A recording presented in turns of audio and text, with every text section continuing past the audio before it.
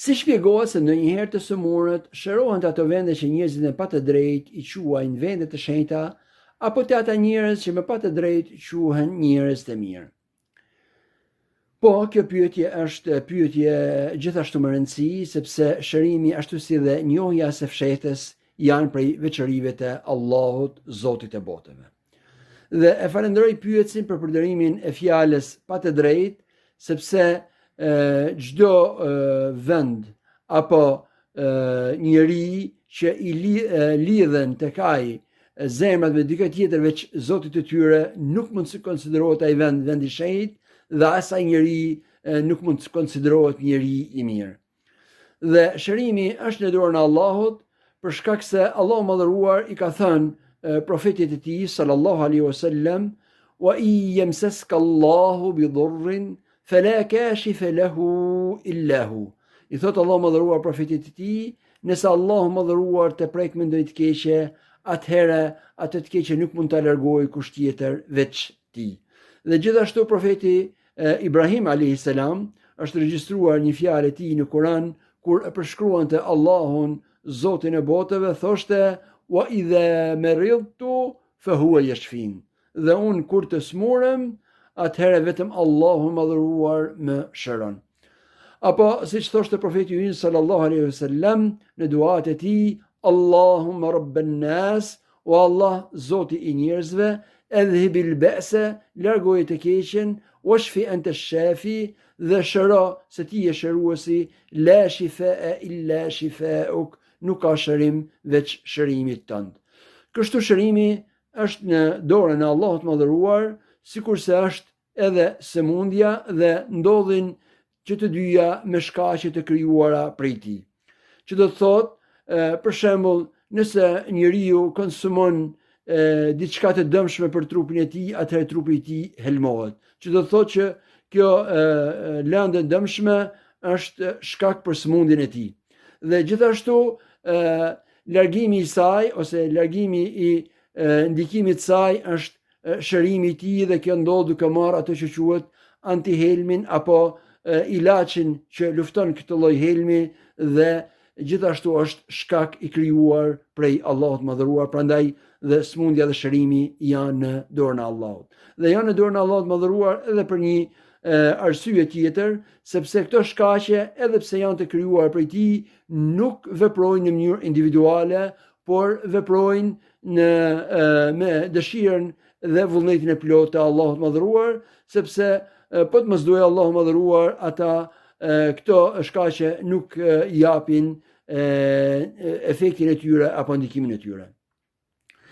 Mirë po, ka disa lloje sëmundjesh që shejtanet janë shkaktarët e tyre. Pra janë, kështu është bërë e mundshme për ta që të ndikojnë në trupin e njerëzve, dhe këto janë ato që ne i quajmë sëmundjet e tokës.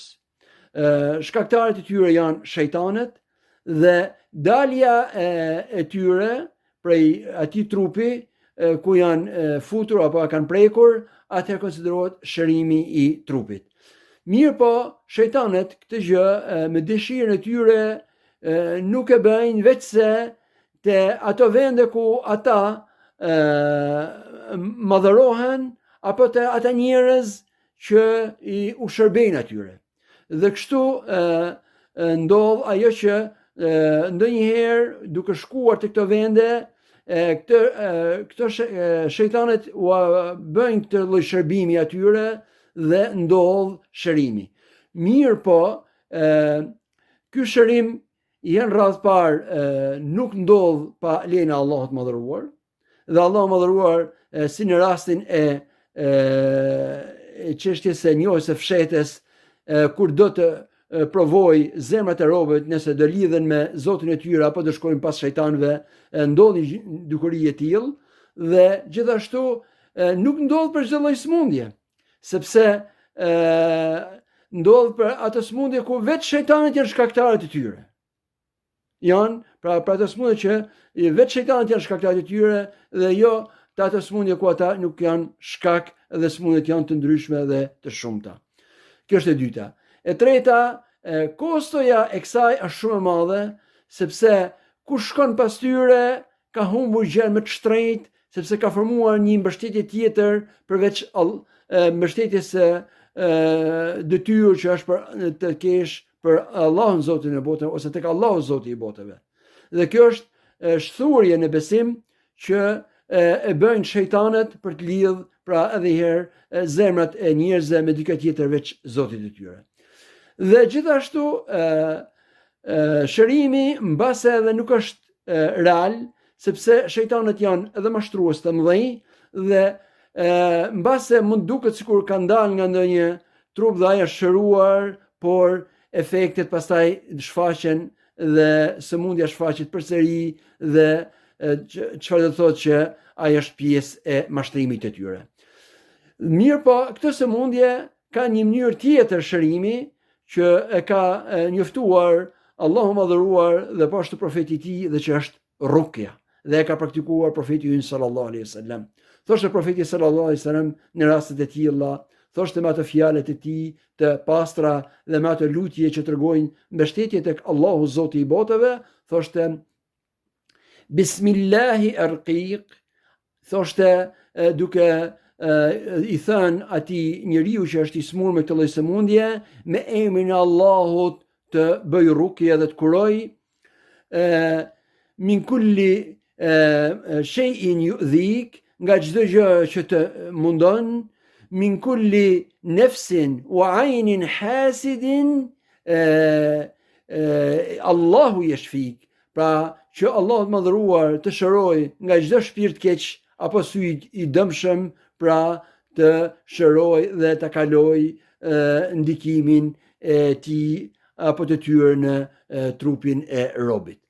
Dhe kjo është ajo mënyra profetike për shërimin e këtyre llojeve sëmundjesh dhe që tregon mbështetje tek Allahu Zoti i botëve dhe gjithashtu realizon qëllimin e ekzistencës së robit në këtë botë që është krijuar për të qenë rob i Zotit dhe i mbështetur tek Zoti i tij, që të mbështetet atij në çdo gjë, dhe ndërsa këto të tjerat nuk janë tjetër gjë veçse pjesë asaj sprovës që kur don Allahu madhëruar të provojë njerëzit, pra me ndiki të provoj se sa ta i mbështeten Zotit të tyre, mund ndodhë një gjë e tillë dhe këtu pastaj kostoja është shumë e madhe dhe prishet besimi i robit. Prandaj Allahu madhëruar na ruajt nga kjo lloj dukuri.